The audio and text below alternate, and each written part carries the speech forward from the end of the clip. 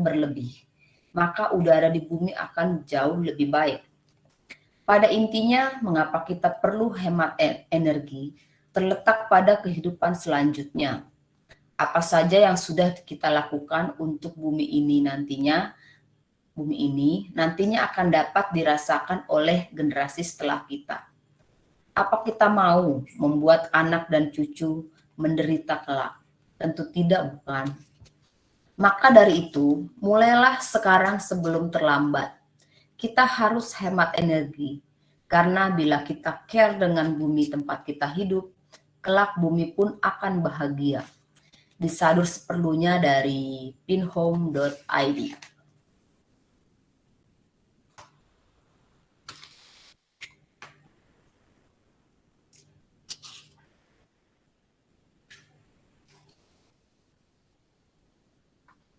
Baik, terima kasih Bu Sarma atas bantuannya dalam membacakan kisah kehidupan.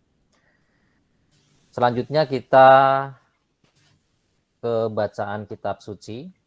Ini diambil dari Injil Lukas bab 12 ayat 13 sampai 21.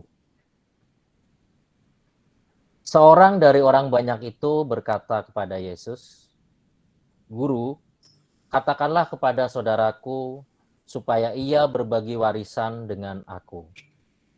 Tetapi Yesus berkata kepadanya, "Saudara, siapakah yang telah mengangkat aku menjadi hakim atau pengantara atas kamu?" Katanya lagi kepada mereka, "Berjaga-jagalah dan waspadalah terhadap segala ketamakan. Sebab walaupun seorang berlimpah-limpah hartanya, hidupnya tidaklah bergantung daripada kekayaannya itu." Kemudian ia mengatakan kepada mereka suatu perumpamaan. Katanya, "Ada seorang kaya, tanahnya berlimpah-limpah hasilnya. Ia bertanya dalam hatinya, apakah yang harus aku perbuat? Sebab aku tidak mempunyai tempat di mana aku akan menyimpan hasil tanahku." Lalu katanya, "Inilah yang akan aku perbuat. Aku akan merombak lumbung-lumbungku, dan aku akan mendirikan yang lebih besar, dan aku akan menyimpan di dalamnya segala gandum dan barang-barangku. Sesudah itu, aku akan berkata kepada jiwaku, jiwaku, ada padamu banyak barang tertimbun untuk bertahun-tahun lamanya. Beristirahatlah, makanlah, minumlah, dan bersenang-senanglah." Tetapi firman Tuhan kepadanya, "Hai engkau orang bodoh, pada malam ini juga jiwamu akan diambil daripadamu. Dan apa yang telah kau sediakan, untuk siapakah itu nanti? Demikianlah jadinya dengan orang yang mengumpulkan harta bagi dirinya sendiri, jikalau ia tidak kaya di hadapan Allah." Demikianlah sabda Tuhan. Syukur kepada Allah. Bapak, Ibu, dan saudara-saudara yang terkasih, itu tadi sudah dibacakan cerita tentang kisah kehidupan, alasan mengapa kita perlu menghemat energi, dan juga bacaan kitab suci dari Injil Lukas tentang seorang kaya. Nah, di sini kita diajak untuk dialog interaktif berdasarkan kisah kehidupan dan bacaan kitab suci tersebut. Ada 5 pertanyaan yang bisa kita sharingkan untuk dialog di sini. Dari pertanyaan yang pertama, bagi Bapak Ibu yang punya buku, bisa dilihat di buku. Bagi yang tidak memegang buku, di layar pun sudah ada. Pertanyaannya adalah, mengapa kita harus menghemat energi, khususnya bahan bakar minyak? Nah, dari pertanyaan nomor 1 ini saya yakin semua yang hadir pasti pernah menggunakan yang namanya bahan bakar minyak. Saya akan cek dulu dari daftar umat yang hadir. Yang pertama, karena ini saya yang membawakan, saya akan minta sharingnya dari Ibu Iva. Nanti setelah Ibu Iva sharing, saya kasih kesempatan boleh menunjuk umat yang lain untuk berbagi sharing. Jadi setelah sharing bisa menunjuk ke yang lain biar tidak semuanya saya yang menunjuk. Silakan Ibu Iva. Malah keluar dia. Baik, mungkin sinyalnya lagi kurang bagus. Oh, dia udah bergabung lagi. Bu Iva, bisa dengar suara saya? Baik, selamat malam Pak Heri, terima kasih. Untuk pertanyaan nomor 1, mengapa kita harus menghemat energi, khususnya bahan bakar minyak? Menurut saya, untuk bahan bakar minyak ini adalah sumber daya alam mungkin yang tidak dapat diperbaharui, sehingga kita dianjurkan untuk menghemat supaya mungkin saat ini kita bisa menggunakan bahan bakar minyak itu, dengan adanya kita menghemat, kita bisa memberi kesempatan untuk generasi yang akan datang supaya mereka juga nanti tidak kekurangan bahan bakar minyak. Mereka juga kebagian. Mungkin dari bahan bakar minyak itu kalau kita tidak menghemat, kita juga menciptakan polusi akibat dari pembakaran minyak bumi ini. Kemudian dengan adanya kita menghemat bahan bakar minyak, saya rasa mungkin kita bisa menghemat pengeluaran kita sehari-hari. Mungkin itu ada kaitannya dengan bagaimana kita menggunakannya untuk kehidupan kita sehari-hari, kita bisa menghemat pengeluaran kita juga. Mungkin itu dari saya, terima kasih Pak Heri. Saya boleh menunjuk, ada siapa? Tadi saya melihat ada Pak Stefanus mungkin. Ada nggak Pak Stefanus? Ya Bu, mewakili Putri Vena. Enggak, Bapak sendiri, nggak pakai mewakili. Oh, iya. Kalau buat saya, mengapa kita perlu menghemat bahan bakar ya? Mungkin untuk mengurangi pemanasan global, ya mungkin supaya polusi tidak terjadi. Jadi kalau bisa kita melakukan penghematan supaya tidak terjadi pemanasan global dan perubahan iklim. Jadi dari yang harusnya tidak panas menjadi panas karena polusi. Ya mungkin dari saya itu Bu. Terima kasih. Lanjut. Oh boleh nunjuk ya? Di sini ada Ibu Stella ya, ada Ibu Stella. Silakan Bu. Ya Pak, kedengeran? Ya, kan ada pertanyaan dari, mungkin Pak Heri ulangi pertanyaan. Ya bisa, enggak, saya bisa baca. Oh ya, Jadi ya. untuk kenapa kita harus menghemat energi, setuju sama tadi Bu Iva, karena ketika kita menghemat energi sekarang, kita bisa memberikan kesempatan buat generasi setelah kita untuk menikmati bahan bakar yang ada.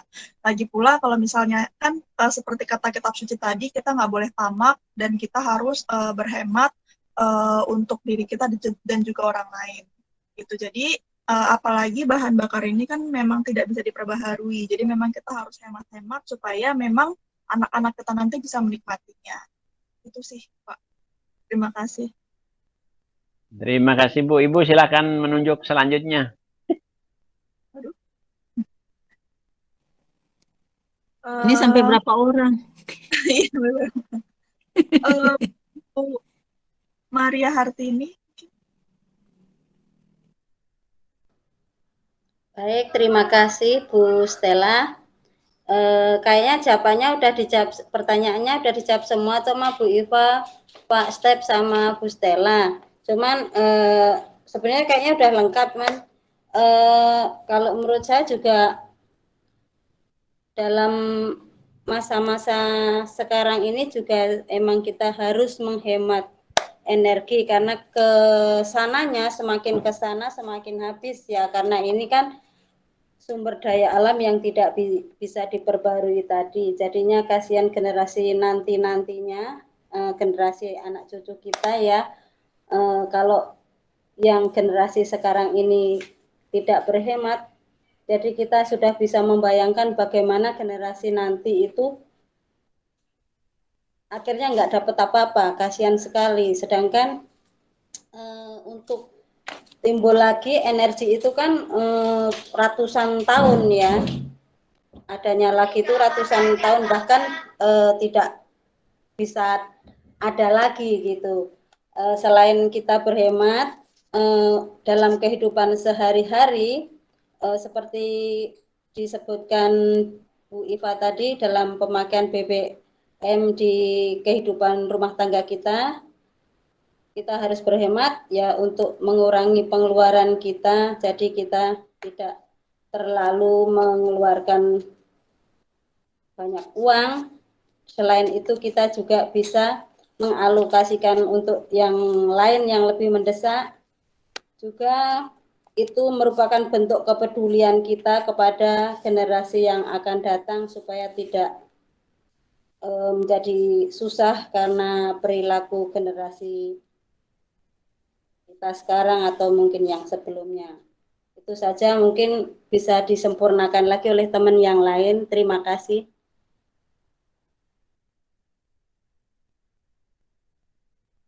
Baik, terima kasih Bu Hartini untuk sharingnya. Berarti pertanyaan nomor 1 ini sudah dijawab oleh 4 orang. Maka saya rasa itu sudah cukup mewakili lah. Nanti di akhir baru dirangkum. Kita lanjut ke pertanyaan nomor 2. Di sini pertanyaannya adalah mengapa tindakan menghemat energi ini dikatakan dapat menyelamatkan bumi. Nah, tadi yang sharing terakhir adalah Bu Hartini. Silakan Bu, tunjuk 1 orang. Kalau bisa yang tadi belum sharing di daftar masih banyak. Untuk sharingnya nanti akan berurutan seperti itu terus. Bu Hartini boleh nunjuk siapa, silakan. Boleh, saya coba tunjuk Bu Catherine, Pak. Bu Catherine Katarina Yayu. Oke, silakan Bu Catherine. Pertanyaan nomor 2. Ya, makasih Pak Eri dan Bu Hartini. Maaf, saya off kamera ya, Pak. Nggak apa-apa, Bu. Yang penting suaranya kedengeran. Oke, mengapa tindakan menghemat energi dikatakan dapat menyelamatkan bumi? Ya karena satu, supaya energi ini bisa digunakan untuk generasi yang akan datang, dan juga selain itu juga menjaga kelestarian energi. Jadi supaya tidak cepat habis, jadi bisa digunakan untuk generasi yang akan datang. Selain itu juga bisa penghematan biaya, seperti yang tadi Ibu Iva maupun teman-teman katakan. Dengan menghemat berarti kita ikut menjaga kelestarian alam, peduli terhadap lingkungan, dan juga menghemat biaya yang dikeluarkan nantinya. Itu aja sih, Pak. Terima kasih. Baik, terima kasih Bu Catherine. Silakan boleh menunjuk berikutnya. Bu Catherine, yang ada di daftar peserta yang hadir. Saya mau minta tolong Bu Retno ya. Bu Retno Wulandaru. Oh iya. Kedengaran Pak ya? Ini mewakili. Oh, suaminya Pak. Iya, betul. Silakan Pak. Oh ya, ini judulnya, pertanyaannya, mengapa tindakan menghemat energi dikatakan dapat menyelamatkan bumi? Jadi fokusnya sebenarnya kan bumi ya, yang ditanyakan di sini.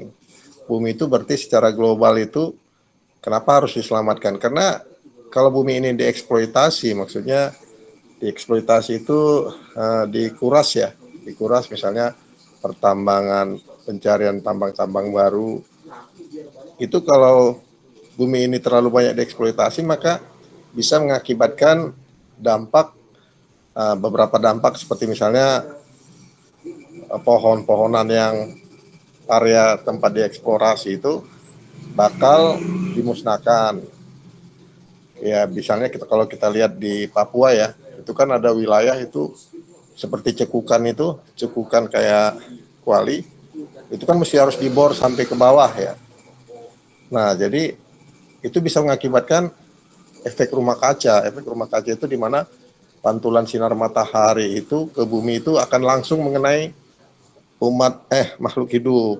Jadi kembali ke pertanyaannya, kalau kita menghemat energi, misalnya kita tidak menggunakan energi yang dihasilkan dari bumi, contohnya misalnya solar ya.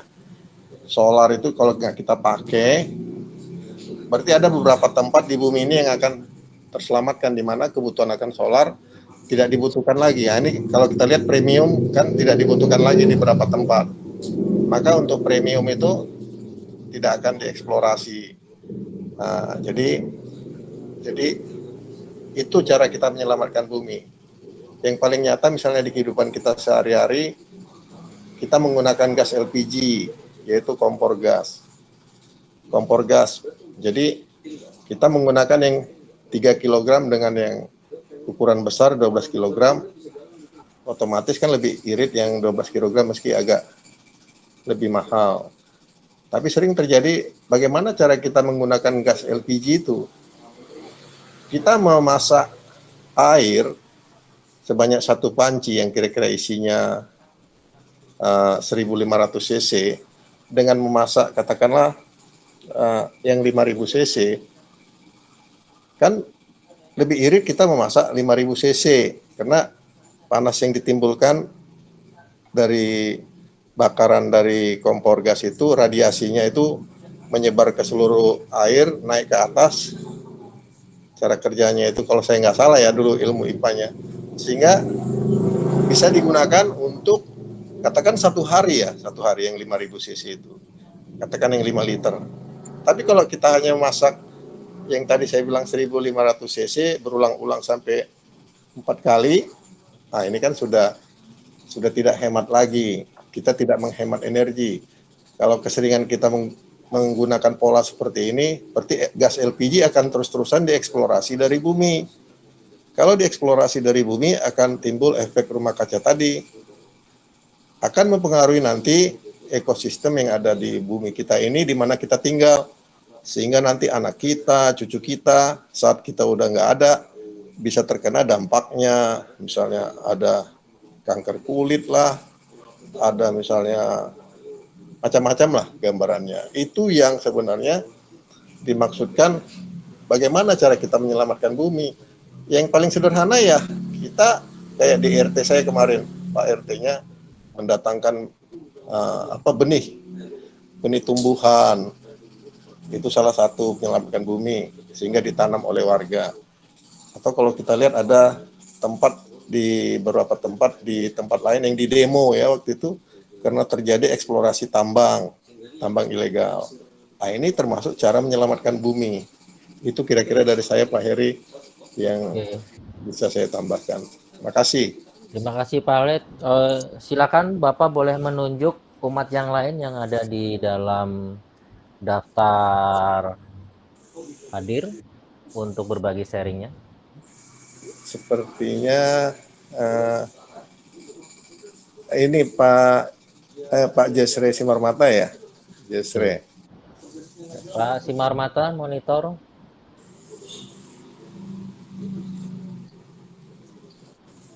Ya, baik Pak Heri. Silakan Pak. Pertanyaan poin 2 ya. Ya. Mengapa tindakan menghemat energi dikatakan dapat menyelamatkan bumi? Jawaban saya sih, mengapa tindakan menghemat energi dikatakan dapat menyelamatkan bumi? Karena energi yang kita pakai di dalam kehidupan sehari-hari itu berasal dari bumi. Sehingga kalau berasal dari bumi, ada saatnya kebutuhan yang ada di bumi ini nanti berkurang. Seperti misalnya bahan bakar minyak.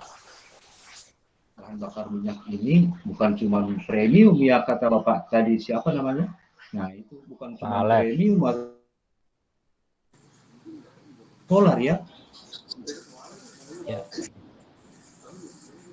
Termasuk gas, batu bara, sebagainya itu semua itu kan kita dapatkan dari bumi. Sehingga kalau kita memakainya tidak dengan cara penghematan, maka tadi BBM yang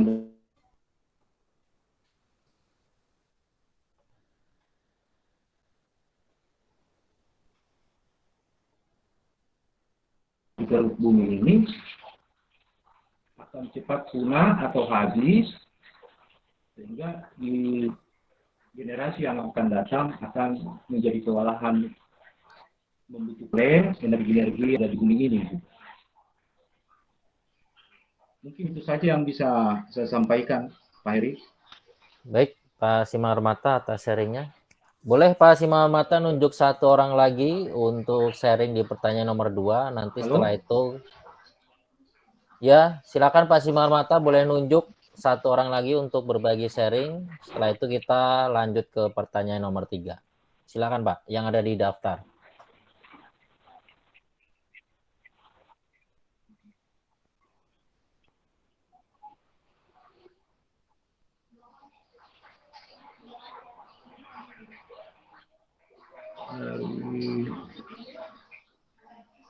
Ibu Sarma.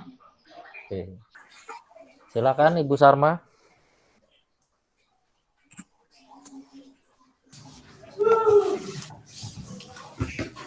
Mumpung saya ingat sebenarnya Pak Asel itu yang pakai akun Retno Wulandari ini kan ya? Iya betul. Ya, Nah, betul. ya berarti nanti tiap pertanyaan Pak Asel jawab, kan harusnya narasumber. Makasih Bu. Tadi saya nggak dapat linknya Bu, baru setelah konfirmasi sama Kak Renal. Saya lihat tadi mukanya ini kan yang minggu lalu, saya ingat. Tindakan mau ngomong suara airnya. Nah, maaf, ini kesalahan teknis. Nggak tahu Bu, biar panggil dong Bu, dipanggil. Suara airnya kalah kok.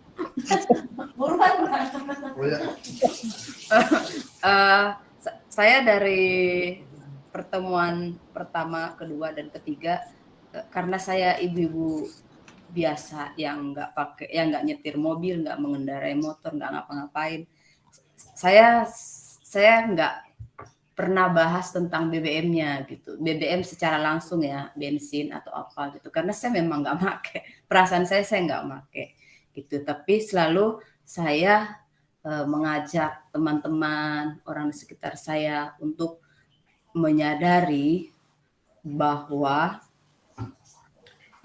barang yang kita pakai, barang apapun itu sebenarnya membutuhkan energi, membutuhkan bahan bakar untuk menciptakannya, membuatnya gitu. Bahkan bolpen kayak gini kan dibikinnya pakai bahan bakar juga gitu. Makanya selalu mengajak orang untuk pakai sampai habis gitu. Pakai sampai habis. Kalau bolpen ini habis sebenarnya kalau bendanya belum rusak, cangkangnya belum rusak, ya ganti aja isinya gitu. Karena kalau kita buang secangkang-cangkangnya, berarti kan bikin barang barunya lebih gede sebolpen ini gitu. Nah, untuk bikin barang yang lebih gede kan bahan bakar itu lebih banyak di pabriknya sana. Gitu. Maka pakai sampai habis, pakai sampai rusak. Gitu. Kalau ada bolpen berarti yang kita ganti isinya aja. Karena bahannya ini kalau kita langsung buang, ya bisa sih di-recycle, tapi merecycle dengan membuat baru, pasti energinya kan lebih besar membuat baru, gitu. Kalau saya, karena saya nggak pernah, bukan nggak pernah ya, tidak bersentuhan langsung dengan bensin, lebih ke menyadari semua barang yang kita pakai, dari ujung jempol sampai ujung kepala, itu membuatnya pakai bahan bakar di pabriknya sana gitu.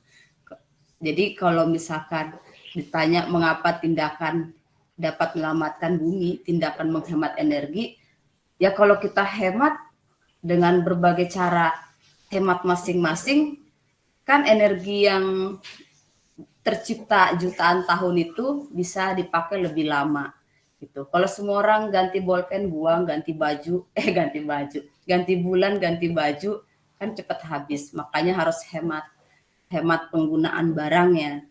Dengan cara itulah, karena cara itu yang kita mampu, kan kita bukan presiden, bukan dirut Pertamina yang bisa bikin kebijakan. Itu menurut saya kenapa harus dihemat. Sudah Pak Heri, kita ganti pertanyaan. Baik, Bu Sarma atas sharingnya. Kita lanjut ke pertanyaan nomor 3. Sifat apakah yang dimiliki orang kaya dari bacaan kitab suci sehingga Allah menyebutnya sebagai orang yang bodoh? Nah, ini silakan Bu Sarma boleh menunjuk orang yang ada di data list. Silakan. Pak Asel. Kan tiap nomor harus saya Asel. Ini Bu Sarma fans nih. Aduh, pertanyaan sulit ya. Tapi sifat yang dimiliki orang kaya dari bacaan kitab suci sehinggalah menyebutnya sebagai orang bodoh. Ya, kalau tadi saya menyimak bacaan yang dibacakan oleh Pak Heri, di mana si orang kaya ini selalu mengumpulkan hartanya dan menyenangkan jiwanya. Ya, ini kalau kita lihat yang terjadi saat ini seperti itu. Ya, banyak peristiwa memang dalam skala kecil kita lebih senang, atau beberapa orang yang lebih senang menyenangkan jiwanya, bukan menyenangkan rohnya. Ya, saya bisa dikoreksi nanti ya Bu Sarma ya tentang pengertian jiwa dan roh ini. Karena dengan Pak Heri juga, karena Pak Heri kan bagian kewartaan. Jadi misalnya begini nih ya, jiwa itu kan butuh rekreasi, butuh gaya hidup, butuh akomodasi. Itu yang dibutuhkan jiwa, karena dengan seperti itu kita memang tumbuh jadi lebih sehat kan gitu, karena jadi panjang umur gitu. Beda dengan yang dimaksudkan di Alkitab sini, rohnya ya, kalau pendalaman saya, tapi bisa dikoreksi nanti oleh siapapun. Dikatakan di sini bahwa orang kaya itu tidak memikirkan rohaninya, di mana dia lebih mengumpulkan hartanya, tidak memikirkan bagaimana nanti kalau saatnya dia tiba untuk dipanggil. Nah, kenapa dikatakan bodoh? Karena sebenarnya Tuhan Yesus kan menginginkan harta itu, kalau kamu mau ngikut saya, bagikan semua hartamu, ikutlah saya. Kan seperti itu pernah dikatakan Tuhan Yesus. Tapi itu mungkin nggak terjadi sama orang kaya bodoh ini, di mana dia hanya mengumpulkan. Cuma Pak Heri, mungkin nanti saya minta tolong dibantu teman yang lain. Saya susah memikirkan bagaimana koneksinya ya, hubungannya antara jiwa dan roh yang bodoh tadi dengan dialog kita hari ini, yaitu tentang penghematan energi ini. Karena kalau saya lihat dia mengumpulkan hartanya kan sebenarnya menyenangkan jiwanya, meskipun yang di sisi lain dia tidak memikirkan rohnya.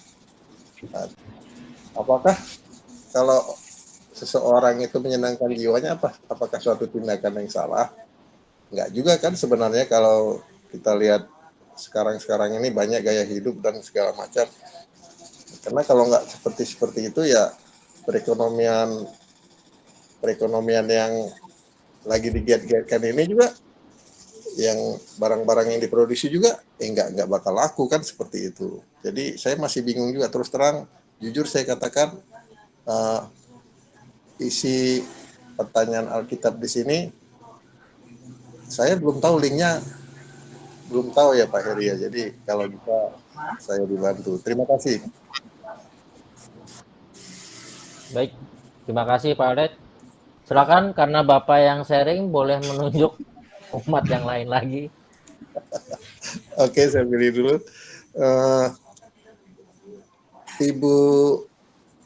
Ibu Maria Hartini. Ibu Maria Hartini, Pak. Oke, silakan Bu Hartini. Baik Pak Asel, Pak Heri, terima kasih. Tapi nomor berapa Pak? Itu di layar Bu, ada nomor 3. Nomor 3 ya. Sifat apakah yang dimiliki orang kaya dari bacaan kitab suci sehingga Allah menyebutnya sebagai orang bodoh? Menurut saya ya mungkin sifat dari orang kaya tersebut karena menggunakan kekayaannya tidak dengan sesuai dengan kehendak Tuhan, ya maksudnya adalah dia menggunakan kekayaannya itu seenaknya sendiri, maksudnya dia egois, tidak peduli kepada orang lain. Jadi dia memanfaatkan kekayaannya benar-benar dinikmati sendirian, dinikmati sepuas-puasnya tanpa memikirkan sebenarnya itu rugi gitu loh. Kalau memanfaatkan kekayaan itu adalah kayak seperti kebutuhan daging ya, bukan istilahnya bukan kebutuhan roh. Jadi itu menurut saya itu bukan yang dikehendaki Tuhan. Jadi alangkah baiknya jika dipercaya oleh Tuhan untuk sudah dilimpahi berkah, dilimpahi rezeki, kiranya kita boleh berbagi, boleh membantu sesama. Jadi menurut saya karena orang kaya tadi mungkin malah akan membuat lumbung yang lebih besar lagi dan akan tinggal enak-enak menikmati kekayaannya tadi. Jadi itu benar-benar menurut ya benar-benar bodoh sepertinya ya, kalau karena Tuhan itu kan sepertinya ya enggak menghendaki seperti itu. Jadi emang kita harus berbagi karena nantinya hal-hal yang kayak gitu itu kan nggak bermanfaat. Jadi Tuhan menghendaki kita itu benar-benar berserah dan kita hidup itu peduli ke sesama, ke siapapun yang membutuhkan pertolongan dan bantuan kita. Jadi itu bekal kita untuk kita ke sana ya nanti, maksudnya kita hidup sesuai dengan, berusaha hidup sesuai dengan kehendak atau kemauan Tuhan. Itu aja Pak dari saya, mungkin dari teman-teman ada yang lebih bisa menyempurnakan. Terima kasih. Oke, terima kasih Bu Hartini. Silakan boleh menunjuk satu orang lagi Bu, sebelum kita lanjut ke pertanyaan berikutnya. Boleh saya minta tolong ke Bu Iva, Bu Maria Fatima Iva. Terima kasih. Silakan Bu Iva.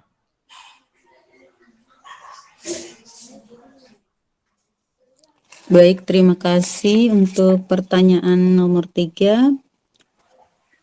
Sifat apakah yang dimiliki orang kaya ini dalam bacaan kitab suci tadi sehingga Allah menyebutkan orang bodoh? Mungkin tadi teman-teman sudah menjawab. Sifat yang dimiliki orang kaya itu mungkin dia, kalau menurut saya sih dia egois ya, egois untuk dirinya sendiri. Dia tidak peduli dengan orang lain, bahwa apa yang dia dapatkan, yang penting dia manfaatkan untuk diri sendiri, untuk kesenangan dia, yang sampai dia bisa menimbun untuk waktu yang panjang. Jadi mungkin menurut dia, saya tinggal menikmati apa yang Tuhan berikan kepada saya menikmati. Mungkin di situ ada perasaan dia tidak memikirkan rasa belas kasihannya kepada orang lain, hanya memikirkan diri sendiri. Kemungkinan juga itu menurut saya dia tidak memikirkan bagaimana suatu saat kalau Tuhan ambil ini semua dari saya, karena semua ini adalah titipan. Dia tidak peduli, yang penting saat ini semua ini adalah milik saya. Mungkin ada kaitannya dengan kondisi saat ini ya. Bagaimana dengan orang lain yang bersusah payah membutuhkan minyak yang kita butuhkan saat ini, ternyata ada di pihak lain itu mereka ya bodoh amat, tidak mau peduli. Mereka menimbun di mana diumpetin dengan begitu banyak masyarakat yang membutuhkan minyak ini, ya mereka tidak peduli. Mungkin sama halnya dengan orang yang kita sedang bicarakan ini. Mungkin itu dari saya. Mungkin kalau itu ada pada kita, ya kita menghimbaulah jangan untuk kepentingan kita sendiri, kita memikirkan juga untuk orang lain. Kita hindarkan, buanglah keegoisan kita itu. Mungkin itu dari saya. Terima kasih. Oke, baik Bu Iva. Kita lanjut ke pertanyaan nomor 4.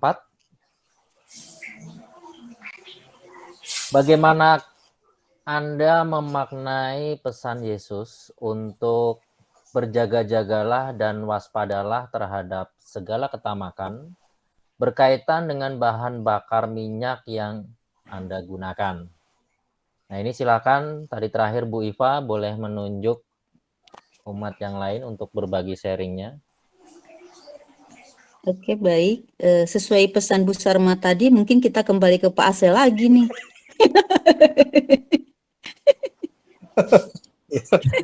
Silakan, Pak. Saya tidak ada intervensi ya, itu haknya yang sharing. Iya ya Mbak Eri. Semangat Pak. Iya ya. Ini kalau saya ulangin di sini kan, bagaimana Anda maknai pesan Yesus untuk berjaga-jagalah dan waspada terhadap segala ketamakan. Berarti ada dua kata kuncinya di sini ya. Waspada, berjaga-jaga itu yang pertama, dan ketamakan yang kedua. Jadi seperti kata Ibu Ipa tadi, seperti yang peristiwa terjadi sekarang ini ya, yang langkanya minyak goreng, seperti kata Ibu Sarma, recycle ya, penggunaan bahan-bahan ulang gitu ya. Nah, ini menjadi masukan juga ini sebenarnya untuk agar kita bisa berjaga-jaga dan waspada ini. Dalam arti ya nggak perlulah terlalu banyak kita secara hedonis ya, itu membeli barang-barang yang sebenarnya ini apa namanya digunakan oleh orang lain juga untuk kepentingannya, tapi karena di beberapa ini tertentu, di beberapa konsumen tertentu jadi ditimbun begitu. Jadi ini merupakan satu sikap yang tamak, meskipun sebenarnya dari segi ekonomi dia bisa aja mendapat keuntungan dari situ. Nah, jadi bagaimana berjaga-jaganya kan seperti itu. Nah, kalau pandangan saya terhadap pesan Yesus ini untuk berjaga-jaga ya sama seperti kayak dulu ada di Alkitab juga, itu ada 5 gadis yang pintar dan 5 gadis yang bodoh untuk menyambut mempelai, kan seperti itu ya. Jadi kita bisa menyimpulkan ya secukupnya aja lah, secukupnya. Misalnya kalau kita mau bikin persediaan seperti gadis yang pintar ya secukupnya aja lah dia simpan minyak di pundi-pundinya seperti itu. Ataupun kalau kita mau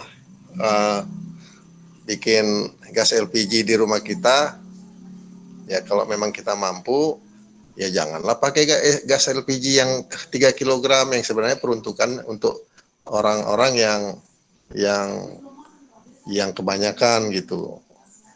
Ataupun kalau misalnya energi listrik, kalau kita misalnya rumah dengan sekian ribu volt, ya katakanlah 12.000 watt dibanding dengan rumah yang 900 watt, apalagi di sejajaran tempat yang sama, ya kita nggak perlu terlalu banyak menggunakan lampu, karena di sekeliling kita juga hanya membutuhkan 900 watt. Di situ fungsinya waspada itu. Kenapa? Bagi segelintir orang yang menggunakan seperti listrik tadi, seperti gas tadi itu, itu bagi dia itu hal-hal yang biasa saja kemungkinan, tapi bagi orang lain seperti dikatakan oleh Ibu Ipa tadi, banyak orang yang bersusah payah untuk bisa untuk mengganti tabung gas ukuran 3 kg misalnya. Jadi kita harus waspada dalam arti janganlah sampai menimbulkan kedengkian bagi orang lain ataupun iri. Malah kalau bisa dengan keberadaan kita di lingkungan kita yang sebenarnya itu kita harus bisa berbagi dalam arti ya berbagi penerangan. Ya misalnya kalau kayak di RT kami misalnya ya itu lampu penerangan jalan umum itu kan harus didanai oleh RT, tokennya itu dibeli oleh RT sejumlah 900.000 untuk per satu apa ya nggak ngerti saya, tapi ada beberapa orang yang tidak mau disebutkan namanya, dia menyumbang itu ke Pak RT. Pak, saya kemarin itu di TV token disuruh isi ke tiang yang di sebelah sana Pak, tapi saya nggak ngerti cara masukkannya kan gitu. Tapi ini bukan punya saya, kata yang bersangkutan, karena yang nitip ini juga nggak mau dipublikasikan. Nah, ini kan salah satu contoh yang menggambarkan ya bagaimana mengurangi ketamakan. Jadi dengan cara berbagi, malah kalau saya lihat nih ya, saya lihat cara berbagi itu malah lebih sering diterapkan seperti di ibadah-ibadahnya teman-teman kita umat lain ya. Misalnya Jumat Berkah, itu salah satu contoh berbagi, mengurangi rasa ketamakan yang mungkin dimiliki orang-orang yang berpunya, tapi kalau dia dengan menyalurkannya kepada orang berupa sarapan atau makanan atau apalah yang bisa membantu orang lain. Seperti saya lihat di TV ada ibu-ibu memprakarsai makanan gratis untuk 2 kali makan setiap hari. Ditanya sama wartawan, Ibu dananya dari mana Bu? Ditransfer Pak. Dari siapa? Minta dirahasiakan Pak, katanya gitu. Nah, ini contoh yang mungkin bisa kita tradisikan juga. Ataupun misalnya di persimpangan jalan kita lihat tuh orang yang ngatur-ngatur lalu lintas, sampai sebegitunya dia ngatur lalu lintas. Pasti di rumahnya juga dia kan punya tanggungan keluarga. Banyak yang saya lihat yang punya mobil memberikan malah makanan dari jendela mobilnya, ataupun yang naik motor minggir, karena misalnya tangan dia sebelah kanan nggak mungkin ngasih karena dia pegang gas, dia harus minggir ke kiri. Saya pernah lihat tuh minggir ke kiri dipanggil, mungkin nggak seberapa juga yang diberikan, tapi itulah contoh berbagi di mana dia bersikap mungkin suatu saat saya akan dipanggil, saya sudah punya bekal. Begitulah cara dia berjaga-jaga. Itu begitu ya kali Ibu Sarma dan Pak Jesre berserta Ibu Ipa. Kadang saya terharu melihat hal-hal kecil seperti itu. Saya lihat juga di beberapa gereja kita, seperti di Gading Serpong itu, pernah saya lihat ada beberapa umat Katolik membagi-bagikan makanan. Bukan waktu masa awal-awal COVID itu, setelah ini, jadi udah agak kita ini mereda. Jadi ini bisa kelihatan memang bahwa pesan yang disampaikan Yesus itu melalui seperti beberapa kegiatan-kegiatan gerejanya seperti ini, yaitu APP atau PKSN. Ini semuanya jadi tersampaikan kepada umat. Kadang saya terharu sendiri kalau misalnya ini, terus terang kenapa saya nggak buka videonya ini ya, karena saya terharu kita bisa berkumpul sini. Saya jadi tahu dari Pak Jesre, dari Bu Iva, dari Bu Sarma bahwa oh iya benar juga ya, kalau saya menghemat seperti ini, misalnya baju yang saya beli dulu kira-kira 5 tahun yang lalu masih saya pakai juga, berarti kan mengurangi pabrik untuk memproduksinya seperti itu. Ataupun misalnya tidak menimbun minyak goreng seperti yang dikatakan oleh Ibu Ipa. memang dalam kapasitas saya nggak bisa menimbun apa-apa sih sebenarnya kalau dipikirkan kan. Cuma mungkin di sisi lain yang mungkin diri saya nggak tahu terhadap orang lain yang mungkin bisa jadi saya nggak pernah berbagi misalnya, ya kan, ataupun dengan lingkungan saya nggak pernah misalnya bergabung bersilaturahmi misalnya seperti itu. Jadi ini kenapa misalnya terjadi pada segelintir orang atau juga katakan pada diri saya misalnya, ya karena memang saya masih berpikir ke duniawian itu dalam arti perspektifnya masih wah besok saya harus begini biar bisa dapat begini. Nah, jadi sebenarnya saya aja tadi baru diberitahu istri saya dadakan seperti itu dan saya tidak siap dan diingatkan, ya saya tetap ikut juga acara ini. Nggak apa-apa, Jang, biar saya ikut deh, saya bilang gitu. Dalam arti saya sebagai peserta juga nggak apa-apa deh, saya bilang gitu. Nah, jadi saya tahu wawasan orang lain juga bagaimana caranya mengatasi 3 soal yang terdahulu tadi. Itu Pak dari saya, Pak Heri. Terima kasih.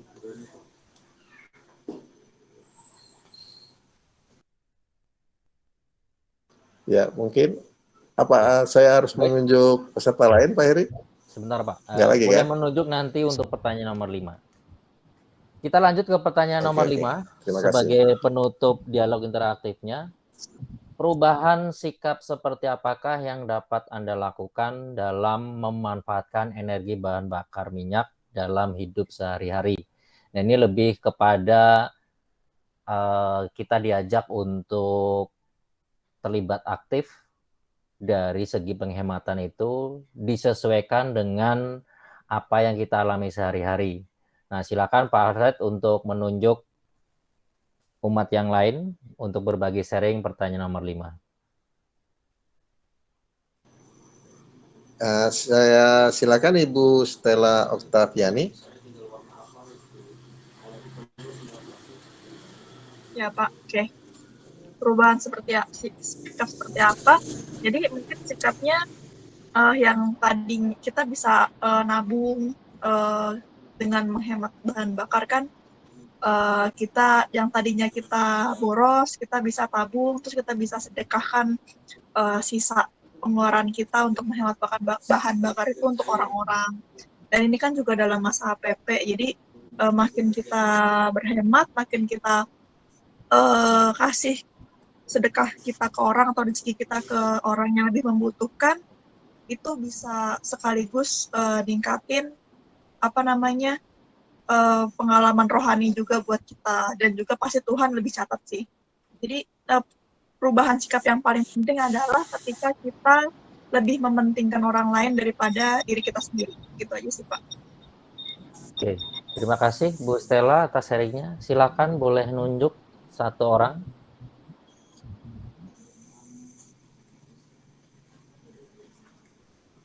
Bu Stella silakan nunjuk 1 orang untuk sharing berikutnya. Ya, mungkin Pak Jesre. Oke, Pak Simarmata.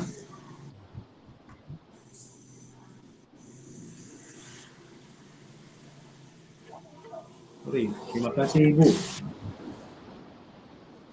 Pertanyaan di dialog interaktif nomor 5 ini, perubahan sikap seperti apa yang dapat Anda lakukan dalam memanfaatkan energi bahan bakar minyak? Perubahan sikap seperti apa?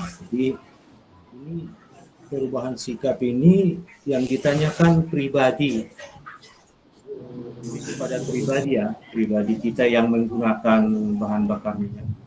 Tentu saja yang harus kita lakukan di situ adalah perubahan menghemat bisa kita lakukan. Misalnya menghemat kalau rumah tangga misalnya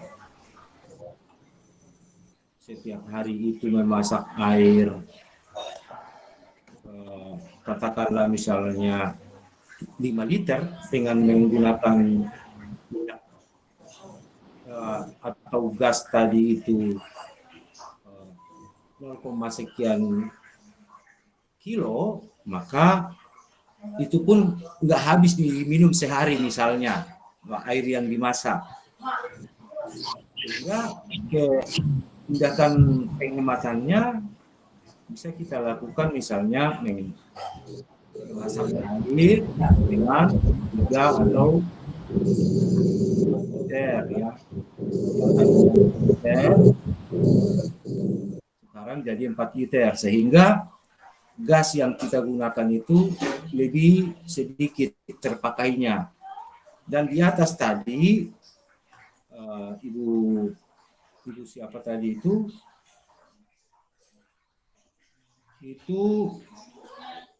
bahan bakar minyak aja energi yang kita bicarakan di sini, sedangkan gas dan lain-lainnya itu tidak. Jadi sebenarnya tadi Pak Heri itu harus menjabarkan dulu energi itu apa yang kita gunakan sehari-hari itu, bukan cuma minyak, bensin atau solar ya. Jadi yang kita gunakan di rumah itu juga semuanya energi yang kita dapatkan dari bumi. Jadi tidak hanya BBM saja ya. Jadi saya rasa itu sikap seperti apa yang dapat kita lakukan dalam memanfaatkan energi bahan bakar minyak di dalam kehidupan sehari-hari. Perubahan sikap itu menyadari bahwa sikap kita itu harus menyadari bahwa bahan bakar minyak di bumi itu akan habis kalau kita tidak pandai menggunakannya. Jadi sikapnya kita harus menghemat. Mungkin itu pendapat saya, Pak Heri. Baik, terima kasih Pak Simarmata. Silakan Pak, boleh menunjuk orang berikutnya untuk berbagi sharingnya.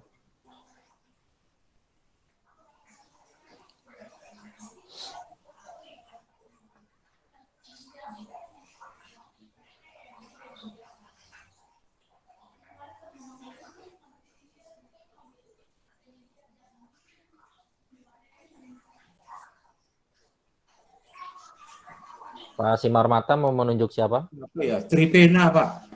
Oke. Ibu Tripena. Bu Trivena, monitor. Iya. Oke. Mewakili Bu Tripena. Oh, Pak Step, silakan. Silakan Iya. Pak Step. Ya, mungkin kalau saya sikap yang harus kita ambil pada saat ini ya, untuk menghemat bahan bakar ini, yang pertama adalah menurut saya kita harus, kalau saya secara pribadi mungkin lebih bijak untuk menggunakan BBM ini, bahan bakar minyak ini. Mungkin contoh konkretnya begini, kalau misalnya kita akan bepergian dalam jarak yang tidak begitu jauh, kalau bisa tidak perlu menggunakan motor. Kalau bisa ditempuh dengan menjalan kaki, bisa dengan jalan kaki atau bersepeda.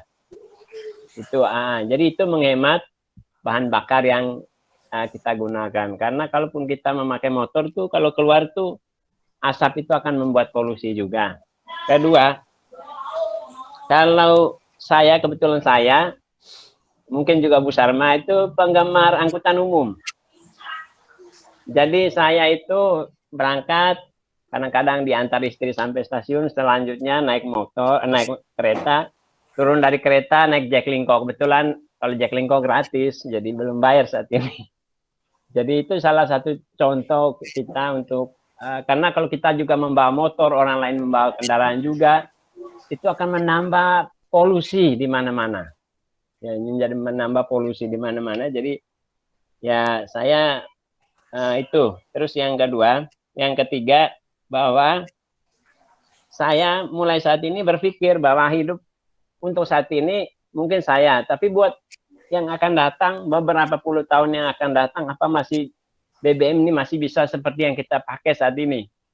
Jadi perlu dipikirkan oleh setiap pribadi masing-masing, supaya mulai saat ini saya berpikir untuk orang lain juga. Jadi tidak berpikir untuk diri saya sendiri. Nah, jadi harus berpikir untuk beberapa tahun atau puluhan tahun yang akan datang, mungkin untuk anak cucu kita nanti.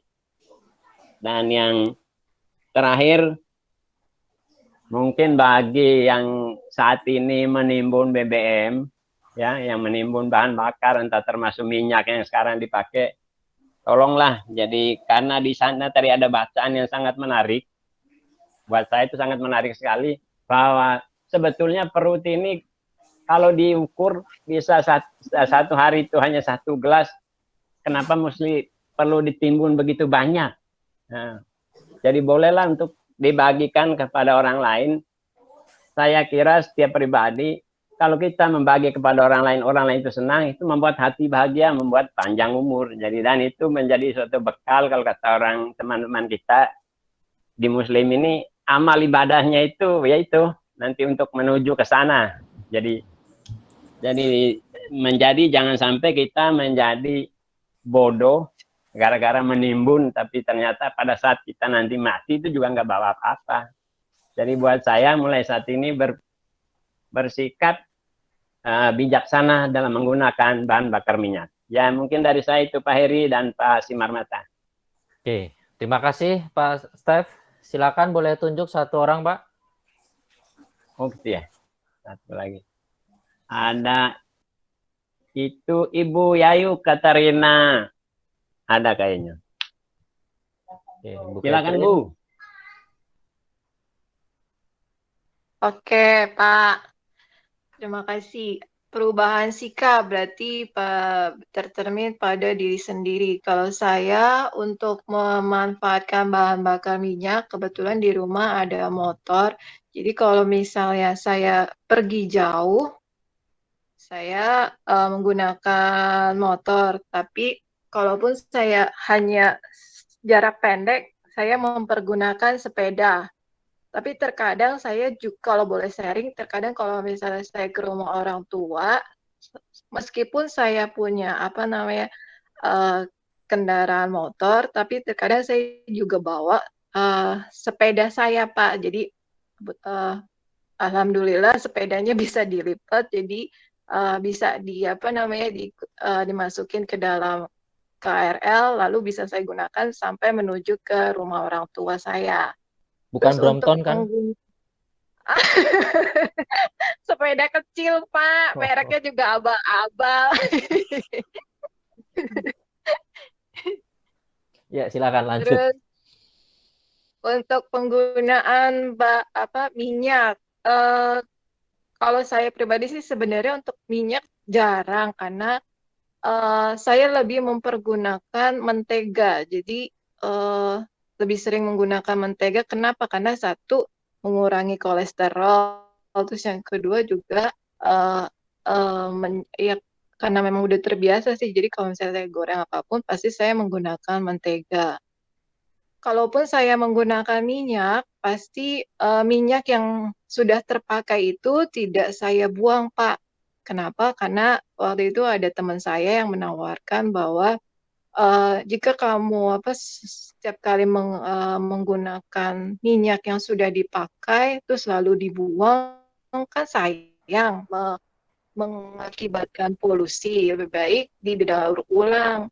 Nanti kalau misalnya kamu kumpulkan setidaknya 1 liter, bisa lah dapat sedikit cuan, walaupun cuannya tidak seberapa, tapi yang terpenting adalah menghentikan polusi. Lalu saya pikir-pikir, iya juga sih, walaupun ditukar ibaratnya cuannya cuma 1 liter dibayar 2.000, tapi untuk mengingat pelestarian alam, jadinya saya mulai kumpulin itu bahan minyak goreng yang bekas, saya kumpulin, terus saya serahkan ke teman saya. Nah kebetulan teman saya itu mendaur ulang minyak tersebut yang nantinya bisa digunakan entah itu minyak kayu putih atau minyak wangi, setidaknya bisa didaur ulang seperti itu, Pak. Kemudian untuk sumber energi yang lain, sama kayak Bu Salma, saya tipikalnya untuk dalam penggunaan barang, jika barang itu belum rusak, pasti saya akan selalu gunakan. Terlebih kalau misalnya seandainya mungkin orang ada, kalau misalnya saya mau jujur tapi takutnya jadi malu sendiri. Terkadang kalau di rumah Saya suka menggunakan baju yang ibaratnya banyak jendelanya, Pak Heri. Wah, itu bagus, malah sehat.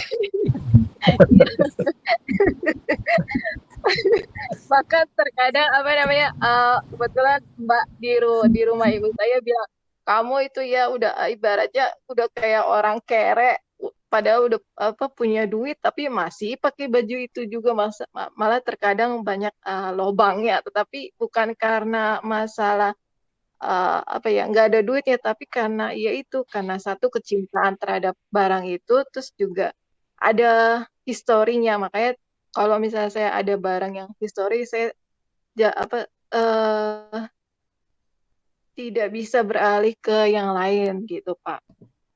Terus selain itu juga untuk pelestariannya, ya tiap pagi saya menyiram tanaman.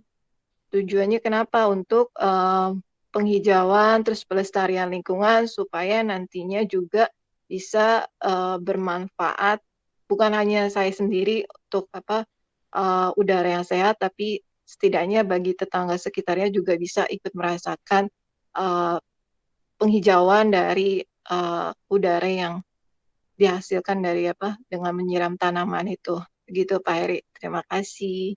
Baik, terima kasih Bu Catherine. Oke, kita berikan kesempatan satu orang lagi untuk sharing di pertanyaan nomor 5 sebelum nanti rangkuman. Silakan Bu Catherine, tunjuk satu orang terakhir.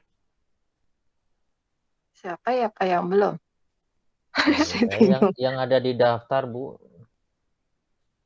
Bapak belum berarti ya? Ya, Pak Heri belum tuh.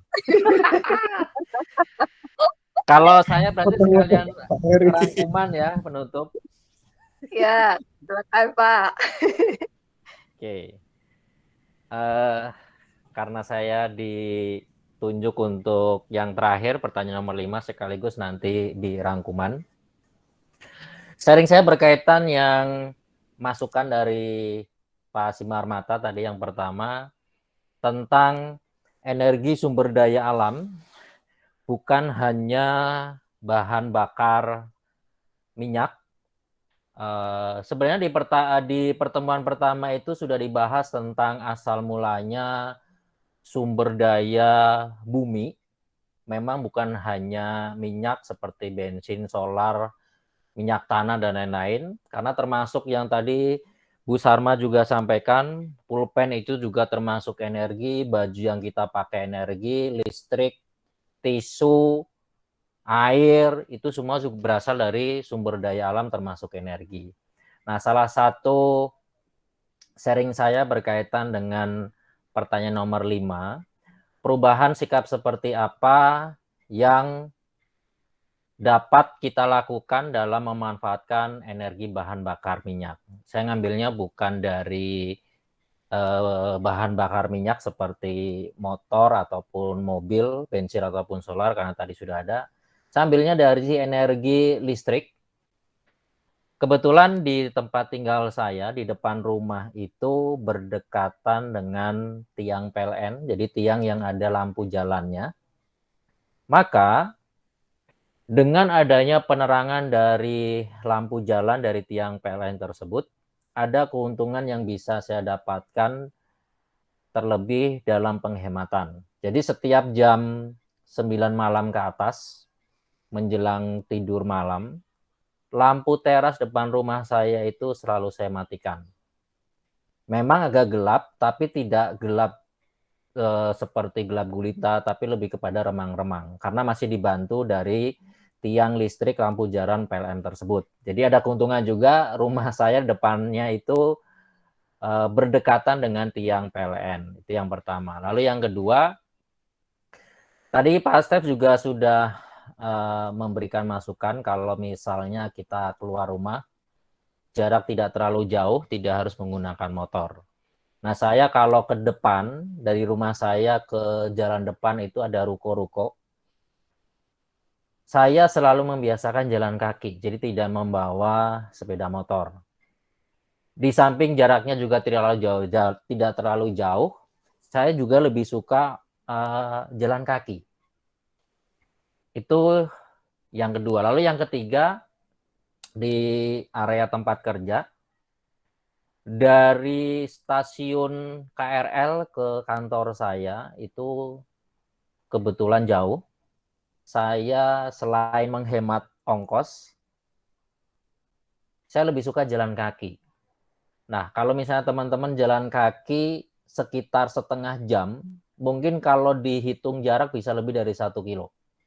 Nah, itu setiap ke kantor dari stasiun, itu saya pulang pergi jalan kaki. Setengah jam sekali jalan, berarti kalau pulang pergi jalan kaki bisa sampai 1 jam pulang pergi. Nah, di situ saya mengambil sisi lainnya selain hemat ongkos juga olahraga, mencari keringat, dan seperti di iklan juga, sebisa mungkin dalam 1 hari kita bisa bergerak 1.000 langkah minimal. Nah, kira-kira setengah jam sekali jalan, 1 jam pulang pergi, bisa lebih dari 1.000 langkah.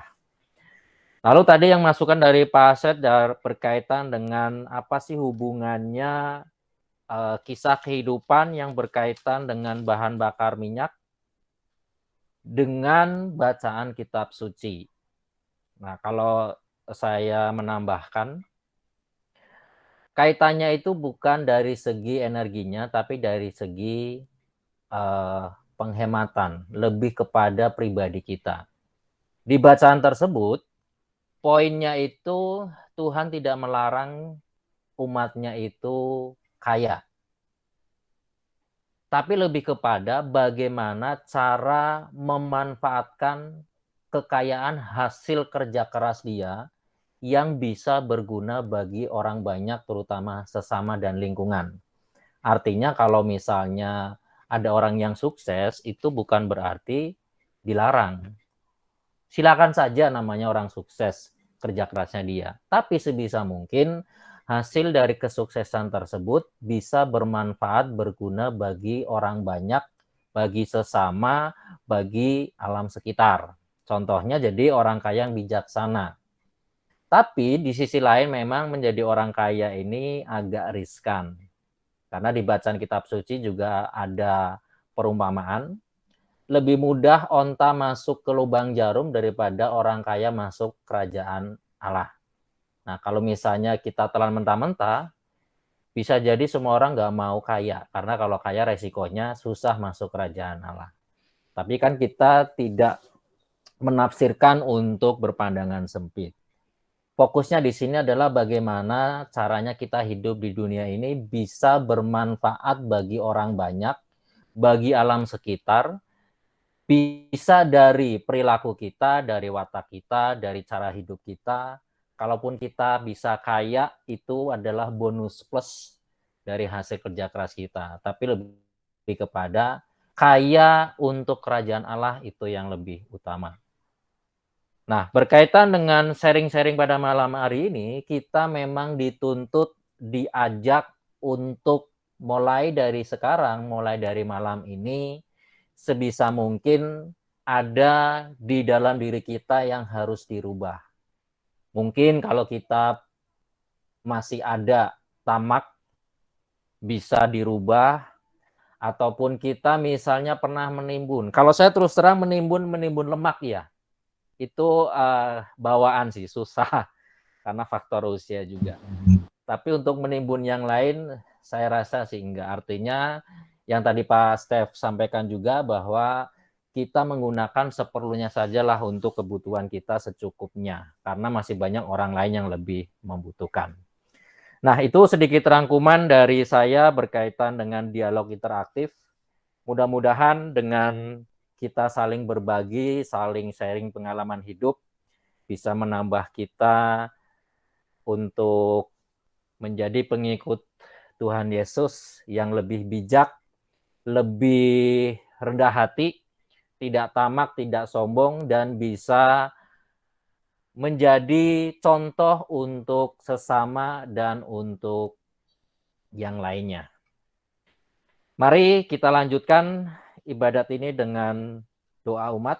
Nanti silakan Bapak Ibu yang mau menyampaikan doa umat bisa bergantian.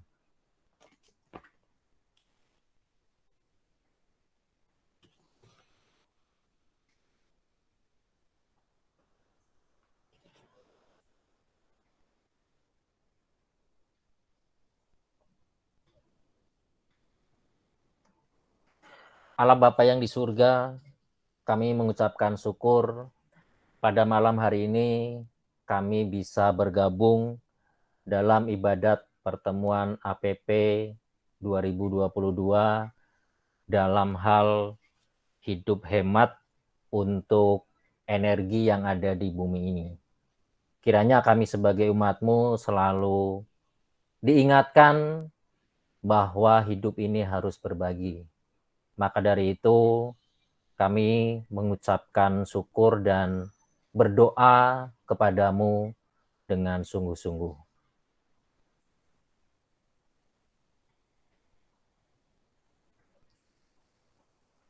Silakan Bapak Ibu yang mau mengucapkan doa umat.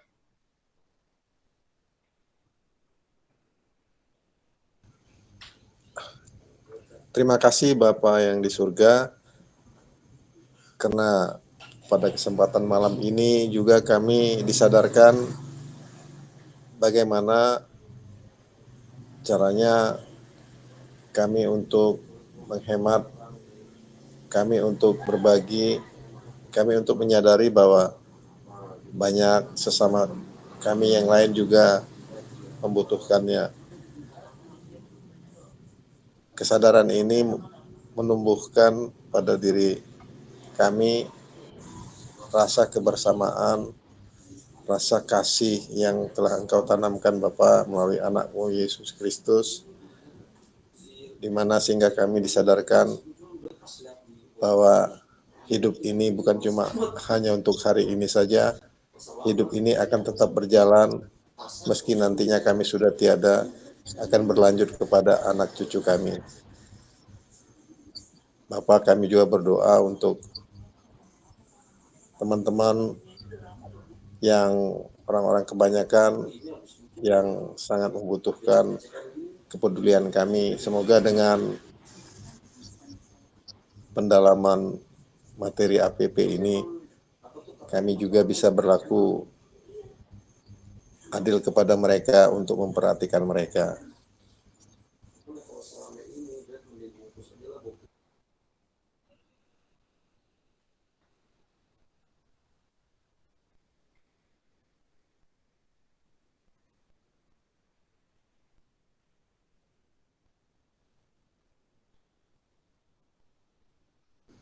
Silakan Bapak Ibu.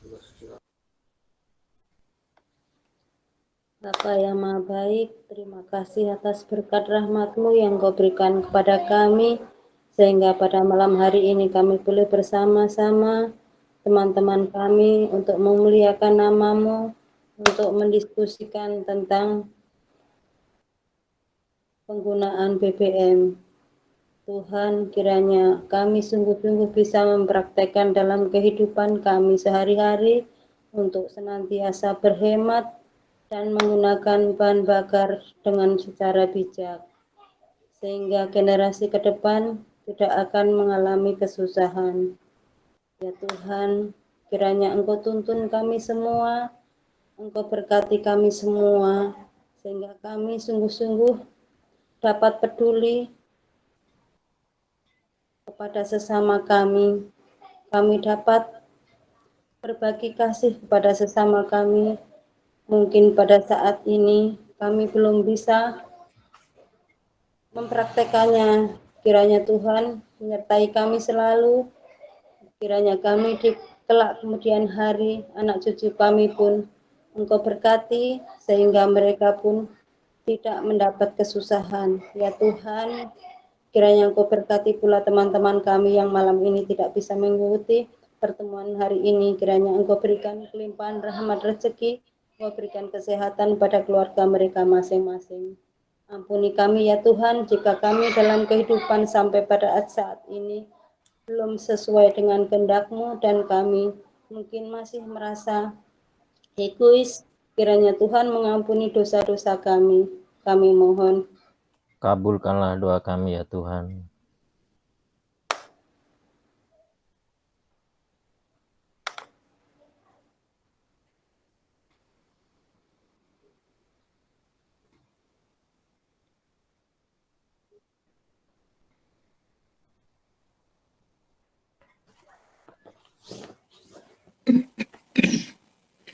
Ya Allah Bapa yang bertata dalam kerajaan surga, kami bersyukur atas kemurahan-Mu sehingga pada malam hari ini kami boleh banyak belajar dari teman-teman kami, bagaimana kami boleh menjaga bumi ini.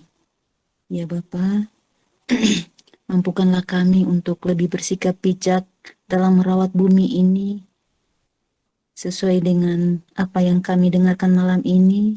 Semoga kami dapat memperlakukan bumi ini dengan lebih bijak agar kami boleh mendapatkan manfaat yang baik, dan juga untuk saudara-saudara kami, semoga mereka boleh juga memanfaatkan bumi ini dengan lebih bijak lagi. Ya Bapa, jadikanlah kami sebagai alat-Mu supaya kami boleh berbagi dengan teman-teman kami, saudara-saudara kami, terutama di masa APP ini ya Bapa, sehingga kami boleh mendapat jawaban-jawaban yang boleh kami sharingkan selama ini dan boleh kami praktikkan dalam kehidupan kami sehari-hari. Terutama kami dalam menjaga bumi ini ya Bapa, kami belajar dari diri kami masing-masing agar dapat memperlakukan bumi dan alam sekitar kami dengan lebih bijak. Marilah kita mohon. Kabulkanlah Kabulkanlah doa doa kami kami ya ya Tuhan. Tuhan.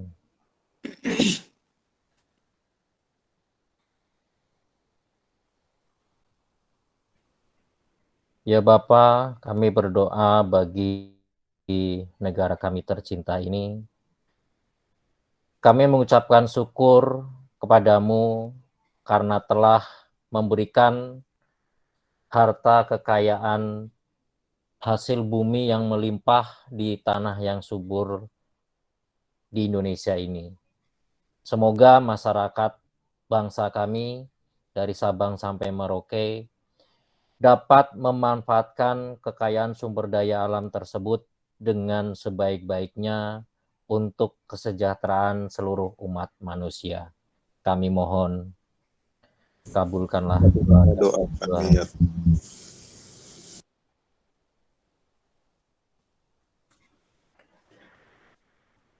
Demikianlah ya Bapa, doa-doa kami umat-Mu.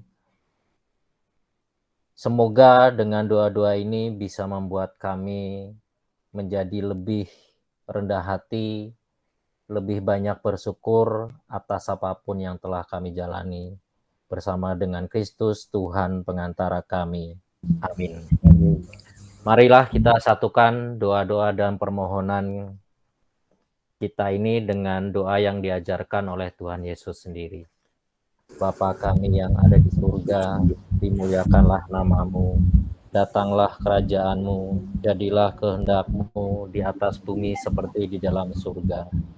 Berilah kami rezeki pada hari ini, dan ampunilah kesalahan kami, seperti kami pun mengampuni yang bersalah pada kami, dan janganlah masukkan kami ke dalam percobaan, tetapi bebaskanlah kami dari yang jahat.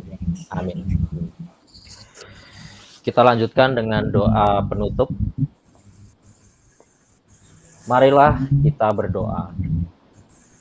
Allah Bapa yang Maha Pengasih, jauhkanlah kami dari sifat tamak, dan berilah kami kerendahan hati, agar mau ikut serta dalam membangun sikap bijak dalam menggunakan BBM.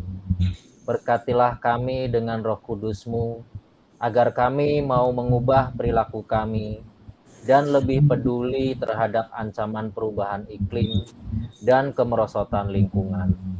Demi Kristus Tuhan dan pengantara kami, yang hidup dan berkuasa bersama Dikau dalam persekutuan dengan Roh Kudus, Allah sepanjang segala masa. Amin. Sebelum berkat, saya ada pengumuman sedikit berkaitan dengan masa APP yang keempat. Itu akan diadakan Sabtu depan, tanggal 2 April, di jam yang sama, jam 19.00. Pemandunya adalah Bapak Jesre Simarmata dari lingkungan Bunda Teresa. Oke, karena tidak ada Pak Fred dengan Pak Max, jadi kita langsung saja ke berkat penutup. Marilah kita mohon berkat Tuhan supaya segala upaya kita dalam menyiapkan diri untuk menyambut Paskah dapat mencapai hasil seperti yang kita harapkan. Dan kita dapat semakin bijak dalam memanfaatkan bahan bakar minyak dalam kehidupan kita sehari-hari. Semoga dalam masa Prapaskah ini Allah meneguhkan iman kita. Amin. Semoga Allah mendorong kita untuk membangun sikap baru dalam penggunaan BBM dalam kehidupan sehari-hari. Amin. Semoga kita semua yang hadir di sini dilindungi, dibimbing, dan diberkati oleh Allah yang Maha Kuasa dalam nama Bapa dan Putra dan Roh Kudus. Amin. Ibadat pertemuan ketiga aksi puasa pembangunan 2022 sudah selesai. Syukur kepada Allah. Marilah kita pergi membawa damai Tuhan. Amin. Sebelum lagu penutup, nanti setelah selesai jangan langsung meninggalkan Google Meet-nya karena kita akan ada sesi foto bersama. Silakan Renol, lagu penutup.